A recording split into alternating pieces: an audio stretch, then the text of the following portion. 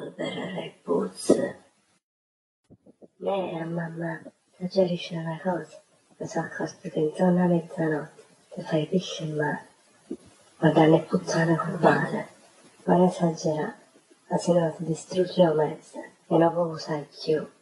Come voglio così, figlio mio, così pesce buone. Sta tranquilla, mamma, non mi distruggo la mosca.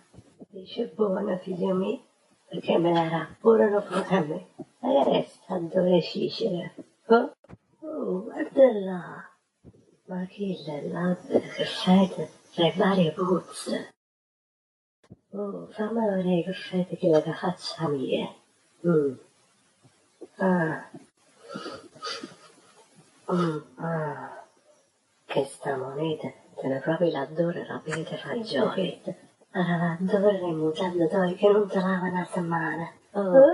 Leva in mano a quella che fate pire di cicere. Bene, a così non potevo dire più che solo a me piacciono le puzze vere.